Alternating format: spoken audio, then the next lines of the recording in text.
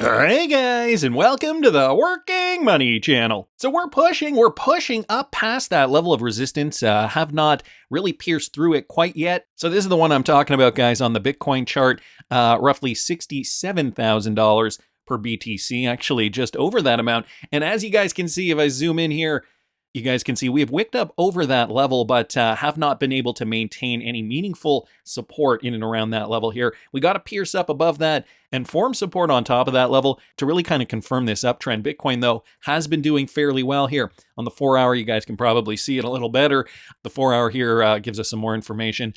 Within the last 4-hour block, though, we can see Bitcoin price has been coming back down. So as of the time of this recording, we are still trading just below $67,000. We are at $66,945 per BTC. So again, at this point in time, we're just eyeing that level. But guys, the trend is looking very positive, this inverted head and shoulders pattern playing out. So I have a feeling it is only a matter of time before we get up above that level. Not much has changed in the crypto space. Sentiment and greed is still staying relatively stable. We are still sitting in and around 62 for greed. The market cap is down a little bit, $2.43 trillion. 24-hour volume, that's also down. So we're not seeing a lot of activity in the space right now. That is down to 47.51 billion, down 27.86%.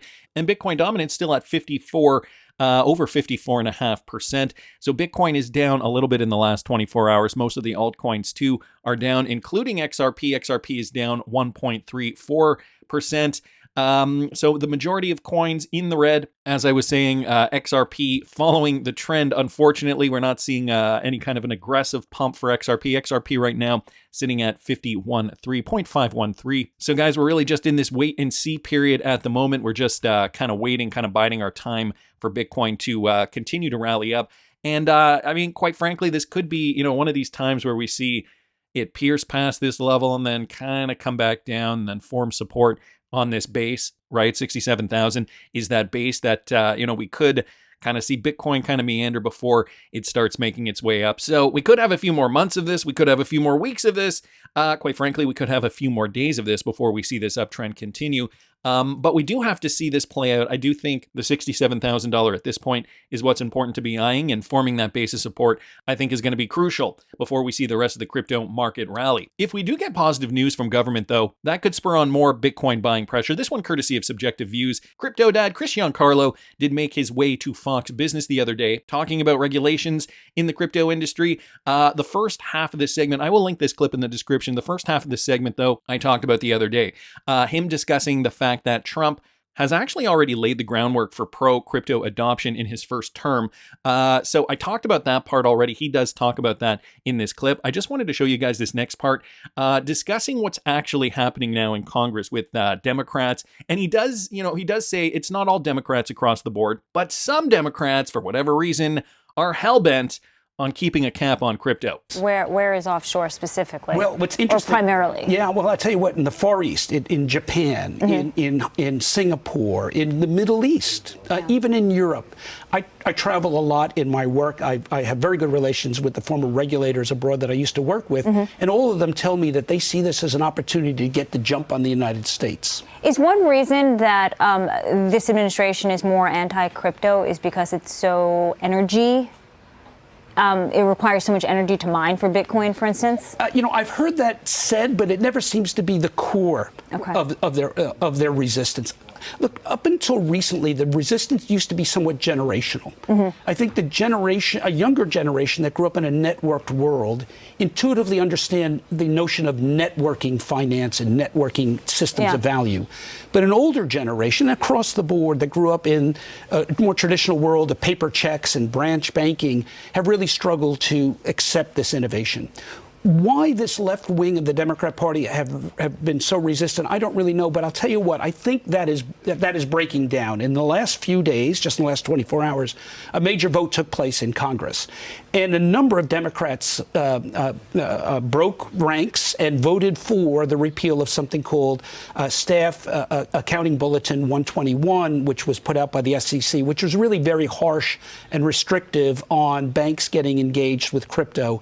They couldn't be custodians. custodians. They couldn't be custodians under that rule. Okay. And that rule was done without going through what we call the Administrative Procedures Act, notice and comment, inviting public comments. So both on a procedural grounds and on substantive grounds, it was really restrictive to American innovation. And I'm very pleased to see that we've got bipartisan majorities in both houses resisting that innovation. I think that's now going to be a step forward in breaking this deadlock that's been in place so that America can resume its rightful role and hopefully a nonpartisan, non-political role as a leader of this innovation. And so at the end of the day, that is what it's going to be about. We have this faction of weirdos in Congress over there trying to put a stop to innovation. And, for so many people, it just doesn't make sense. Like Rick Smitty down here saying, I still haven't heard a specific plausible concrete reason or explanation as to why Gensler, Warren, and the Biden administration are anti-crypto. What is their motivation? And we can only guess. I would say it has to do with big banks and maybe some of these politicians having their pockets greased. I don't know. Continuing on, though, XRP Healthcare, they've got some updated news. We are thrilled to support the EDS and HSD community through our sponsorship of this important charity event. XRP Healthcare is supporting the Ehlers-Danlos Society. They're offering crucial support through prescription savings cards, and XRP Healthcare does run over the XRP ledger here. Let me just boost that up. Dedicated to raising awareness and support for individuals living with any type of Ehlers-Danlos syndrome. So that is what's known as EDS, or hypermobility spectrum disorders, HSD. This event will serve as a beacon of hope and solidarity for these two communities, and XRP Healthcare is supporting that. So in its commitment to improving healthcare accessibility and affordability, XRP Healthcare introduced the XRP Healthcare Prescription Savings Card last year, now seamlessly integrated into the XRPH app and wallet, and available for download on Google Play and ISO stores. This innovative solution empowers individuals with EDS or HSD to access their prescribed medication at significantly reduced costs, with the added benefit of earning $1 in XRPH. In XRPH tokens every single time they use the card. So giving people incentive there to leverage their XRPH apps or wallets and using this card to save on prescriptions. Apparently, savings can be up to 80% on prescriptions and medications essential for managing EDS and HSD, including so many different medications here. The list goes on. And so here's a quote. We are thrilled to support the EDS and HSD community through our sponsorship of this important charity event. At XRP Healthcare, we believe that everyone deserves access to affordable healthcare solutions. Our prescription savings card has the potential to save individuals with EDS and HSD hundreds of dollars annually, ensuring that they can afford the medications they need to manage their condition effectively. Again, I would love to see the world's healthcare run on the XRP ledger, and to provide these different options for patients, I think can help provide, in this case, right, just as an example, they are using this health card to save money on prescriptions. So you earn money back in crypto tokens, their XRPH native currency. And guys, here it says it's available at 68,000 pharmacies in the USA, including Walmart, CVS, and Walgreens. So the major ones there are offering this program. Great news there from XRP Healthcare. Ian Binns brought this to my attention. Did Google just invest in an XRP ledger startup? Check this out. Apparently, Google, guys, has invested in a company called XR Markets, a GameFi and DeFi platform that is running on the XRP ledger. XRP Market noted that it secured the $200,000 grant from Google for startups, not a direct investment, though. Noteworthy, Google for Startups is a program that launched in 2011 to provide hands-on lessons for aspiring entrepreneurs and founders. So far, it has plunged more than $50 million to support growing businesses. Giving out this grant does not equate to making an investment in any firm, so it isn't necessarily a grant that is guaranteed. However, I guess it is just earmarked for these particular startups. In addition to the $200,000 grant, the Google for Startups Cloud program promises to provide other support, including technology and community network resources for the Web3 sector. The goal of this grant is to help these companies focus on innovation rather than the infrastructure while building the next decentralized application or dApp using Web 3.0.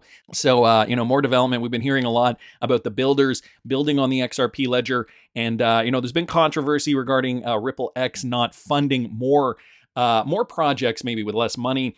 But I guess there's only so much money to go around. The Ripple X team has their reasons for this.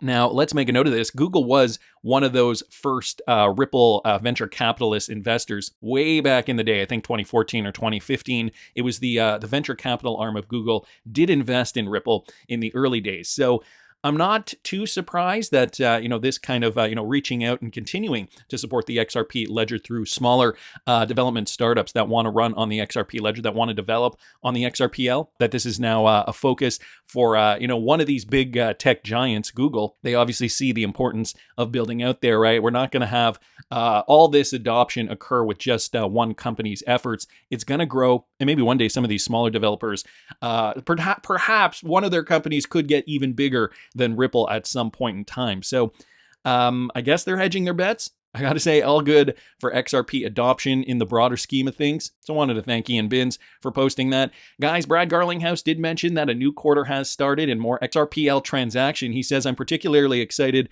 that the native AMM, arguably one of the largest updates to the XRP ledger, went live in quarter one. So the quarter one 2024 markets report is finally out. And we've got some information here. I'm not going to read the whole thing. I'm going to link it in the description of this video for you guys. But, they go over quite a few things here. Crypto market summary, of course, the Bitcoin spot ETFs, that was a biggie, running the market up and, still going to be working to run the market up even further. It has helped crypto as a whole, even though we started off January a little bit bumpy, generally speaking. The BTC ETFs did garner a huge pump to the upside after late January into about mid-March. So that is obviously played a large role in what we're seeing in the crypto space in general. They also talk about XRP spot volumes. Michael Branch here with an article just kind of detailing what this is about. This report spotlighted multiple developments around XRP and the XRP ledger. Talk about some other things here too. But guys, check this out. Ripple sold 841 million plus XRP in quarter one of 2024. So that is the final number here. This balance represents 44.94% of XRP's max supply, making it the first time Ripple holds below 45% of XRP supply. The updated figure indicates that Ripple sold off 841.5 million XRP in the first quarter of the year, worth a whopping 440.6 million at the current unit price of about 52 cents. Nonetheless, the figure represents a 16% drop in Ripple's XRP sales from 1.006 billion XRP recorded in the previous quarter. So actively, it sounds as though Ripple is purposely trying to lessen the amount of XRP that they are selling, probably due to legal reasons. Of course, the lawsuit is still hanging over their head too. It says that down here in the report as well. We can see that Ethereum is also upgrading their layer 2s here. What else can we see? They talk a little bit about the website. Also, guys, regulation, global regulation and developments, I think, is the biggest thing for Ripple. They are already set to go. And so they talk here about the U.S. regulators publishing a draft about regulatory standards under the MiCA regulation for stablecoin issuers. Now that Ripple has this stablecoin that they've announced, the regulation for stablecoins, I think, is now going to be in their sights. Due to come into force by the end of June, MiCA paves the way for global stablecoin regulation adoption and will push the market to adopt increasingly stringent and more transparent compliance measures. In addition, Hong Kong introduced a regulatory sandbox for stablecoin issuers this year, and the BIS issued regulatory recommendations for global stablecoin arrangements. So, guys, I have a feeling that that is now on their radar, that is going to play a quintessential role in how Ripple does conduct business moving forward, and how eventually we'll see XRP utility running alongside this stablecoin. They talk about the VASP license in Dubai. The Monetary Authority of Singapore here also granted in approval for payment license to OKX. South Africa's financial regulator announced over 300 crypto asset providers sought approvals for a license in the country. In addition, MAS introduced amendments to the Payment Service Act, bringing activities such as crypto custody services within the regulatory perimeter. So a lot going on here. I got to say, the Bearable Bull here, I think, has a good grasp on what this means now for Ripple's future plans. Let me read you guys some of this. Ripple is likely beginning to pivot away from XRP sales as the main income stream likely will be part of some type of settlement. And I think that too. I as soon as I saw Ripple, stating kind of near the beginning of the report that they were reducing the amount of XRP being sold, they know that they got in trouble for that in the past. So I think they're really making it very, very clear that they are not selling XRP to fund the business. Number two, with Metaco and Standard Custody, I do believe this is a massive new infrastructure play for Ripple to gain another income stream through custody services. So we're seeing Ripple branching out, and that's no surprise to me either. Ripple is launching the new stablecoin, which which is aligned perfectly with Europe's MiCA regulation. So again, another potential income stream for Ripple. And considering Tether is in the front line of fire with US regulators, and it's likely that Ripple is positioning its stablecoin to replace part of Tether's market share, that could be a huge boon for Ripple sales. On top of which, good for you and me, guys, XRP sales will be minimized to allow for XRP price rise. With new income streams, Ripple will be in a more powerful position to IPO at some point in the future when market conditions are real for them. And I'm assuming that that's likely going to be at the top of the market. So I'm looking further into 2025 for that. And then he does put a note down here. It does not say all of these things directly in Ripple's Q1 report. However, I do believe this is the plan Ripple is looking to execute on. Any other thoughts or disagreements are welcome in the comment section below. So I will link this tweet thread in the description of the video for you guys if you're interested in commenting. But wanted to thank the Bearable Bull for posting that. Out with the old and in with the new. This is pretty much the sum up here, guys, from Chad Steingraber, giving us Augustin Karsten's synopsis of this new financial system. Guys, the old one has got to go in the garbage. I always give the example of when I was governor of the Central Bank of Mexico. And, you know, Mexico is a large country, and we needed to distribute bills. And we had these old planes to distribute the bills. And every year they would come to me and say, we need all this budget to fix the plane. And so I started revising it, you know. And at some point you have to say, I will not modernize, in quotation marks a DC-9 to distribute bills. At some point you have to buy the new technology. At some point you have to say that DC-9 should go into, you know, the garbage can, and you need to get a new plane. And so we got a new plane, and it became very efficient, and we saved a lot of money, and everybody was happy. At some point, we need to do that with the financial system, you know. So a lot of what we discovered is that friction or difficulties is cherished also by some intermediaries because they make money out of it, you know. So to get the dynamics moving, we have to push, but we have to come with a workable plan. And that's what we try to do. The idea is not completely, I mean, the idea is revolutionary from the point of view of what Cecilia said, tokenization. Tokenization allows us to change the way we do financial transactions. At the end of the day, it's a very simple idea. It's instead of having, you know, gradual piecemeal steps to complete a transaction, you sort of package all together in the tokens, and then you just exchange tokens, you know. It's very simple. Now, to get to that degree of simplicity, you have to do many complex things. And there is where the technologies come into place. So I already spoke enough. So essentially what he's saying is, the financial system that we've been using for decades is now fit for the pit. Chuck it in the garbage, check it out. And we're going to be ushering in a new financial system. So just back to Bearable Bull's point here, all this strategic alignment for Medico and standard custody, Ripple pivoting away from XRP sales and really focusing on this new stablecoin. When it comes to regulatory clarity, also aligning this with the the idea that Tether is in the line of fire, all makes sense if this, and I mean it probably is, if this is going to happen. Carlo De Meyer commented on Ripple's stablecoin here. I got to say, thanks to Bank XRP for retweeting out this Wrath of Kahneman tweet. This is his bullish overview on Ripple's stablecoin strategy. In particular, he details the importance of XRP in a dual asset approach, envisioning bridging traditional finance and decentralized finance. So if I scroll down here, I'm just going to read you guys a little bit of this. He talks a lot about XRP in the larger ecosystem, Ripple's ODL solutions, bridging the gap, and this role, the merging of the traditional financial system and DeFi. This could further bolster Ripple's market presence, okay, he states here. And given the dominant role of stablecoins, they're going to position themselves as a key player in the evolving landscape of decentralized finance. Okay, again, going back to this idea that Ripple is setting themselves up here to be an industry leader in this new financial system, leveraging the duality of their new stablecoin and XRP. Ripple wishes to be seen as a pivotal entry point via its XRP Ledger ecosystem to unlock new opportunities for institutional and DeFi use cases across multiple ecosystems. Ripple could explore building a decentralized financial ecosystem around the stablecoin. This could involve creating applications for lending, borrowing, and other financial services, all denominated in the stablecoin, further increasing its utility and market reach. Now, guys, he talks about Ripple's dual asset approach.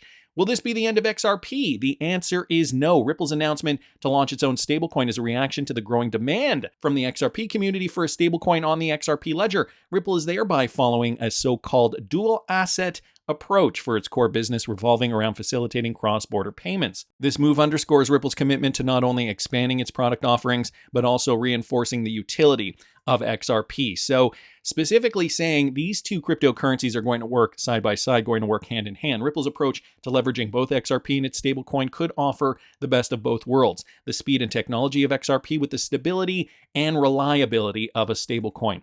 The combination of XRP and a stablecoin in Ripple's XRP ledger ecosystem is aimed at enhancing the efficiency and stability of cross-border payments. This could improve the overall payment experiences for customers worldwide. So there you guys go. Coming from Carlo R.W. DeMeyer. For those of you guys who might not know who he is, he's an economist and senior researcher here, received a master's degree from the International Economics University of Tilburg in 1977. He's had vast experience in the banking sector of international finance, both as a senior economist and as a private investment advisor. He's also been a member of various national and European committees and working groups preparing to launch the euro. Remember when that came in the mid-90s? His main areas of focus are nowadays the payment, securities, and derivatives market, trade finance, supply chain finance, standards and cash management, environment, and its development. So this guy has been around the block, and he's saying XRP utility is going to thrive with Ripple stablecoin. So just another reason, I think, to remain bullish, even though we're not seeing prices rise at the moment, guys. We're still very, very early in this cycle, but that's just my opinion. And if you guys are interested in seeing what I'm trading this bull run, you can follow me at patreon.com/workingmoneychannel. I'm going to be letting everybody in on all my crypto trades this rally. It is only $5 a month, so you can navigate over there for more information, but that's just my opinion. I want to hear what you guys think. Please subscribe to the channel if you haven't already. Like the video if you like the content I'm providing. I always love hearing your comments. See you in the next one, guys.